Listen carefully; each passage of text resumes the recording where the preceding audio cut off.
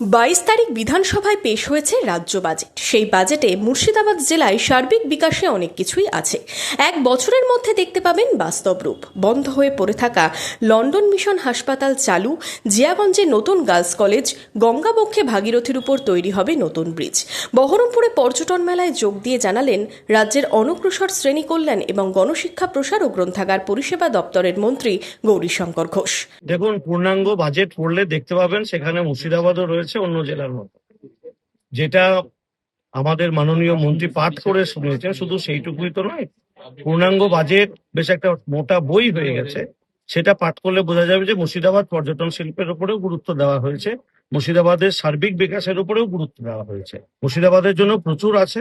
আপনি দেখবেন অন্য জেলায় যেভাবে ঘটছে এই জেলাতেও দেখতে পাবেন, এক বছরের মধ্যে সেগুলোর বাস্তব রূপায়ণও দেখতে পাবেন। সুতরাং চিন্তার কিছু নেই। মুর্শিদাবাদ জেলার বিকাশের জন্য নতুন রাজ্য সরকার অনেক কিছু ঘোষণা করেছেন, সেগুলো বাস্তবে রূপায়ণ। আমি ভোটের আগে, আপনারা জানেন, আমি সংকল্পপত্রে আমার ব্যক্তিগত সংকল্পপত্র ছিল। আমি যেহেতু মুর্শিদাবাদ বিধানসভা কেন্দ্র থেকে লড়াই করেছি, আমি বলেছিলাম বহুত প্রাচীন হসপিটাল, যে হসপিটালটা বন্ধ হয়েছে সে হসপিটাল চালু হবে। 1 বছর সময় চেয়েছিলাম, আপনার 1 বছর লাগবে না, দেখবেন 6 মাসের মধ্যে সেই হসপিটাল, লন্ডন মিশন হসপিটাল চালু হবে। গার্লস কলেজ বলেছিলাম জিয়াগঞ্জ শহরে, গার্লস কলেজ আগামী 2 তারিখে ক্যাবিনেট বৈঠক আছে।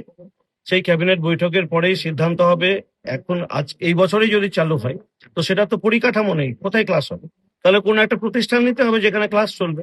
সেটারও ঘোষণা আপনারা এই জুলাই মাসে পেয়ে যাবেন যে জিয়াগঞ্জ গার্লস কলেজে এই বছরে স্টুডেন্ট ভর্তি নেওয়া হবে আর্টস এবং সায়েন্স। সুতরাং এইখানে আমার বিধানসভা কেন্দ্রে আমি যেমন দুটো বললাম, এইরকম গঙ্গাবক্ষের উপরে, ভাগীরথীর উপরে ব্রিজ হবে।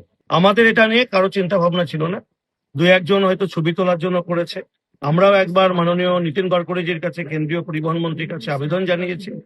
তবে এটুকু বিশ্বাস রাখতে পারেন যে আগামী 5 বছরের মধ্যে এই মুর্শিদাবাদ বিধানসভার মধ্যে দিয়ে আরো একটা গঙ্গার উপরে, অর্থাৎ ভাগীরথী নদীর উপরে ব্রিজ হবে।